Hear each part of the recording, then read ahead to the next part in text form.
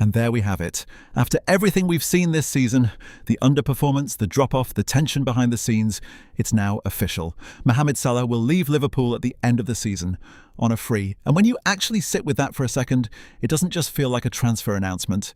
It feels like the end of an era that hasn't been given the ending it deserved.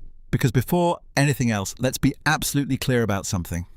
Mohamed Salah isn't just a Liverpool great, he's one of the greatest players to ever play for this football club and one of the defining players of the Premier League era. 435 games, 255 goals, 122 assists, that's 377 goal contributions. Those aren't just elite numbers, those are all-time numbers. And then you look at what he's won: 2 Premier League titles, a Champions League, FA Cup, 2 Carabao Cups, Community Shield, a Super Cup, Club World Cup. Salah didn't just contribute to success, he defined an era of it. So naturally, when news like this drops, your instinct is to reflect on everything he's done. But this situation isn't really about nostalgia, it's about how this is ending. Because if we're being honest, this didn't come out of nowhere. This has been building for months. You go back earlier in the season. Salah publicly questioning the club, subtle digs towards Arne Slot, visible frustration. And for the first time, you started to feel that disconnect. At the time, it felt like a moment. Now it looks like the beginning of the end. And since then, nothing has really improved. Liverpool have regressed, performances have dropped, and Salah himself, a player who has consistently operated at a world-class level for nearly a decade, has looked like a shadow of what we've known, especially when you compare it to last season, where he was still dragging this team to a Premier League title. So yes, when you zoom out, this decision makes sense. For Liverpool, it's a transition they were always going to have to face. For Salah, it's a point in his career where a new chapter was always inevitable. But understanding it doesn't make it any easier to accept. Because this doesn't feel like a farewell. It feels unfinished.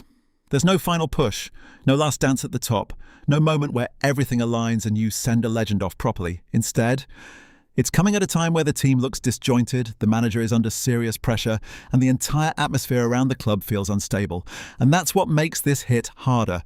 Because while Salah is walking away, Arne Slot is still here, a manager who, quite frankly, a large portion of the fanbase has already lost faith in. And that contrast is difficult to ignore. The man who delivered for nearly a decade is leaving. The man currently overseeing the decline remains. That's where the frustration starts to build. Now again, stepping back from the emotion, this is probably the right decision. Liverpool need to evolve. They cannot be dependent on Salah forever. And Salah, after everything he's given, has earned the right to choose his next move. But that doesn't change what this represents. 9 years.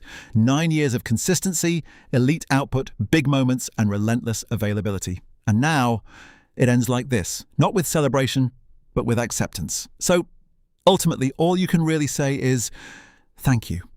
Thank you for the goals, the trophies, the moments, and for setting a standard that very few players in this club's history have ever reached.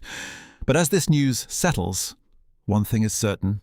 The mood around Liverpool is only going to get more volatile from here, because if results don't improve, if performances continue to decline, then this situation with Salah leaving won't just be the end of an era. It could be the breaking point for the fans, for the manager, and potentially for the direction of the club itself.